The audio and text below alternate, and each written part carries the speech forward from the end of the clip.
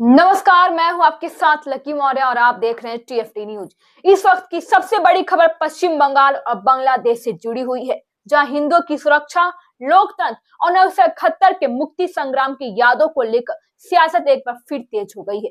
वरिष्ठ भाजपा नेता और पश्चिम बंगाल विधानसभा में नेता प्रतिपक्ष सुवेंदु अधिकारी ने एक बयान में देश की राजनीति में हलचल मचा दी है।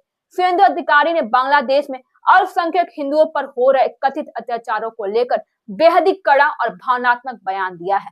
उन्होंने कहा है कि अगर बांग्लादेश में हिंदुओं को बचाना है तो वहां 1971 जैसी स्थिति दोहरानी पड़ सकती है। अब सवाल ये भी है कि क्या सुवेंदु अधिकारी का यह बयान सिर्फ एक राजनीतिक चेतावनी है या इसके पीछे बांग्लादेश की मौजूदा हालात को लेकर गहरी चिंता छिपी है, और क्या इस बयान से भारत और बांग्लादेश के रिश्तों पर भी असर पड़ सकता है। आइए आपको हम पूरे मामले को अच्छे से बताते हैं। दरअसल गुरुवार को पत्रकार से बातचीत करते हुए सुवेंदु अधिकारी ने कहा कि वह यह टिप्पणी एक भाजपा नेता के रूप में नहीं बल्कि भारत के एक जिम्मेदार नागरिक के रूप में कर रहे हैं। उन्होंने कहा कि बांग्लादेश इस वक्त गंभीर राजनीति और सामाजिक उथल पुथल से गुजर रहा है। आपको बता दें कि पिछले साल अगस्त महीने में बांग्लादेश में शेख हसीना सरकार का तख्ता पलट हुआ था। इसके बाद से वहां का हालात लगातार अस्थिर बने हुए हैं।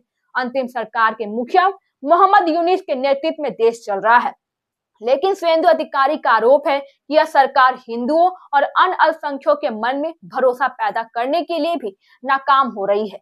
सुवेंदु अधिकारी ने भी 1971 के मुक्ति संग्राम का जिक्र करते हुए कहा कि जिस तरह उस वक्त बंगाल और बांग्लादेशी मुक्ति योद्धाओं ने भारतीय सेना के साथ मिलकर पाकिस्तानी सेना को हराया था, आज उसी तरह के हालात दोबारा बन सकते हैं। उनके शब्दों में आज के दौर में जिहादी और जमाती ताकतों के खिलाफ भी ऐसे ही जिहाद विरोधी मुक्ति योद्धाओं को भी जरूरत है, जो बंगाली संस्कृति, साहित्य, भाषा और अल्पसंख्यकों की सुरक्षा को बचा सके।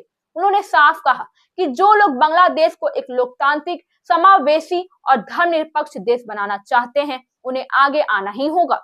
सुवेंदु अधिकारी का यह बयान ऐसे समय में आया जब बांग्लादेश में मेमनसिंह जिले में एक दिल दहला देने वाली घटना भी सामने आई थी।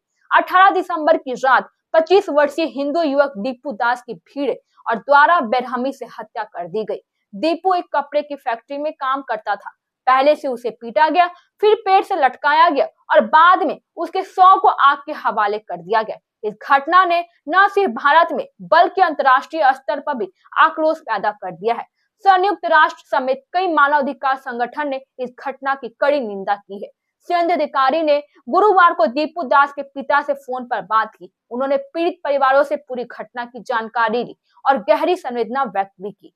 इतना ही नहीं, सुवेंदु अधिकारी पहले ही यह ऐलान कर चुके हैं कि वे दीपू दास के परिवार को हर महीने आर्थिक मदद करेंगे और यहाँ तक कि परिवार को कुछ सहारा भी मिल सके। उन्होंने कहा कि यह मदद पूरी तरह मानवीय आधार पर होगी और राजनीति से ऊपर उठकर की जा रही है। सुवेंदु अधिकारी ने यह भी कहा कि बांग्लादेश की मौजूदा अंतरिम सरकार यहाँ तक कि वहां सक्रिय अन्य राजनीतिक ताकतों की गतिविधियों हिंदुओं और अल्पसंख्यकों में भरोसा पैदा नहीं कर पा रही है। उनका दावा भी है कि मंदिरों पर भी हमले हो रहे हैं, यहाँ तक कि हिंदू घरों को निशाना बनाना और आर्थिक और धार्मिक हिंसा की घटना लगातार सामने आ रही है।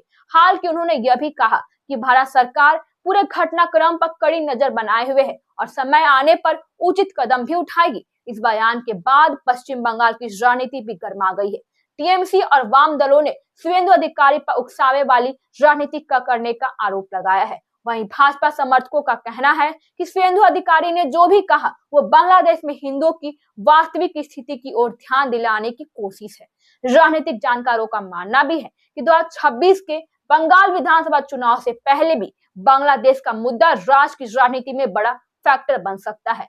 अब बड़ा सवाल यह भी है कि क्या 1971 जैसी स्थिति की बात सिर्फ प्रतीकात्मक चेतावनी है या यह आने वाले दिनों में कूटनीतिक और राजनीतिक बहस को और भी तेज करेगी।